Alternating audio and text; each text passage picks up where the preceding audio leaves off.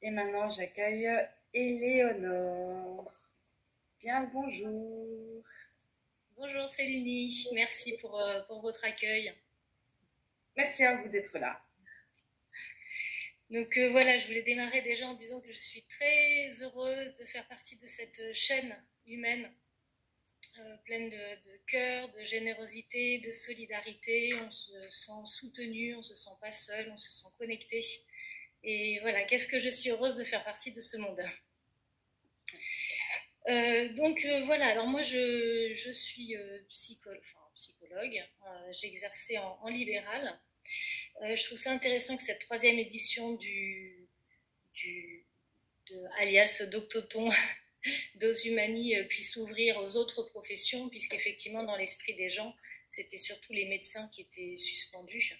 Or, il y a beaucoup de professions et je voulais revenir là-dessus puisque je me suis aperçue aussi, même avec une avocate qu'on a ici qui défend des soignants, qu'elle ne connaissait pas en fait le cadre des suspensions.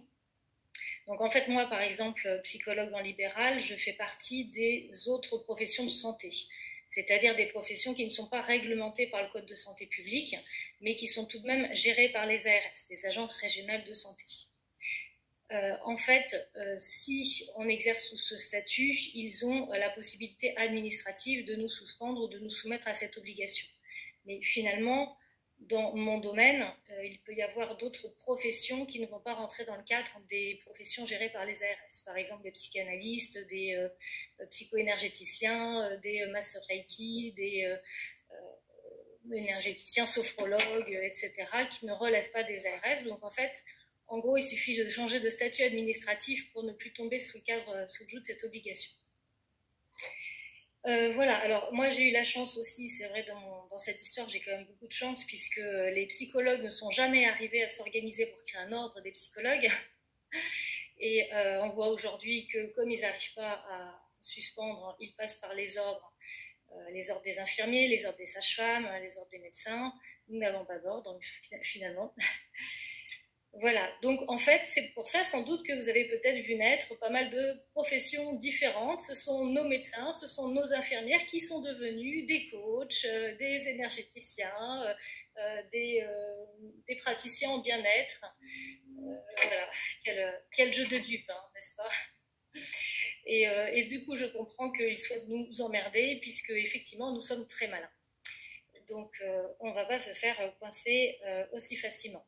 Alors, ensuite, je voulais revenir un petit peu sur mon étonnement de ne pas pouvoir avoir de chiffres des personnes actuellement suspendues. Alors, évidemment, les gens ne sont pas restés suspendus, hein, on n'a pas les deux pieds dans le même sabot. La majorité des professionnels se sont reconvertis, ont cherché à faire autre chose. Mais moi, je vois le zèle avec lequel l'ARS m'a envoyé son courrier, m'a ensuite envoyé des textos pour que je me justifie, savoir si, mais comment ça, vous gagnez encore votre vie, mais on ne comprend pas, justifiez-vous. Donc ils ont fait beaucoup de zèle, c'est-à-dire que dès le début, ils avaient accès à notre statut vaccinal. Hein. D'ailleurs, je me pose des questions quand même sur nos données de santé qui normalement sont confidentielles. Donc curieusement, on a été identifiés très facilement, et là, curieusement, on n'arrive pas à nous identifier. C'est très étonnant, c'est un peu comme les statistiques des gens qui avaient un test positif, hein, et non pas des malades. Les gens qui revenaient avec un test positif, à la seconde près, on avait le chiffre exact en France de combien de personnes avaient un test positif. Par contre, le nombre de soignants suspendus, alors là, on ne sait pas, mais on sait que les gens qui meurent, c'est des gens pas injectés. Mais on n'a pas le statut vaccinal des gens qui meurent. Tout ça est bien sûr très logique. Voilà, donc en fait, moi, pour revenir dans ma situation, je me suis retrouvée un peu dans une injonction paradoxale, hein, qu'on connaît bien en psychologie, de subir cette interdiction, hein, prise en étau, entre cette violence de subir cette radiation professionnelle et la contrainte de faire subir à mes patients un abandon. Donc, c'est ça, cette contrainte paradoxale, en fait, c'est-à-dire que moi, je me suis dit, bon, ok, soit quelque part, je suis égoïste, comme l'État me demande, je sauve ma peau et je me radie, comme ça, j'ai pas de problème, et puis je fais autre chose et je suis tranquille. Soit je me repositionne par rapport à ma mission de vie à moi, ce que j'ai choisi de faire sur Terre, là, dans ce passage-là, qui est d'être au service des autres. Et je m'occupe quand même de personnes, je suis spécialisée aussi dans des traumas précoces complexes, des abus sexuels dans l'enfance, des choses difficiles. Et j'avais à ce moment-là une patiente très suicidaire. Et vraiment, j'ai pensé évidemment à tous mes patients, mais particulièrement à elle à ce moment-là. Et je me suis dit, là, si j'arrête, c'est fini pour elle. Donc, elle m'a aidée. Et aujourd'hui, elle a fait une reconversion, elle aussi, puisqu'elle est aide-soignante. Elle a fait une très belle reconversion. Aujourd'hui, elle est dans la lumière. Et en fait, c'est elle qui m'a aidée aussi à prendre ma décision. Je me suis dit, c'est pas possible. Moi, je fais ça pour aider les gens, pour soigner les gens. J'ai voué ma vie à ça. Donc, je reste. Donc, j'ai réfléchi à changer de statut pour continuer, en fait, ma mission auprès d'eux. Et je crois que ce qui nous lie là, les uns aux autres, c'est notre choix d'être soignant, de s'occuper de notre prochain, de réparer notre prochain. Et ça, on ne pourra pas nous le retirer. Et du coup, j'en profite. Je ne sais plus où on en est du temps.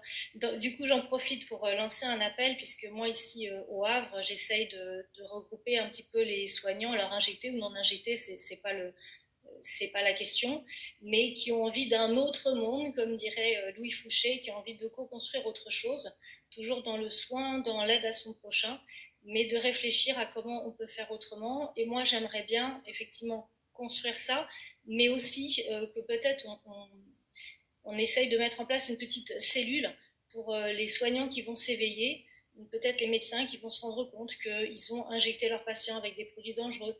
Quand il va y avoir le dégel, hein, le réveil de certains, je voudrais qu'on puisse être là pour accompagner, pour être là pour eux et pour faire en sorte qu'on puisse aller ensemble vers cet autre monde et pas rester dans des clivages de tiens, ils l'ont bien mérité. Évidemment, on a envie d'être dans cette aigreur. Hein.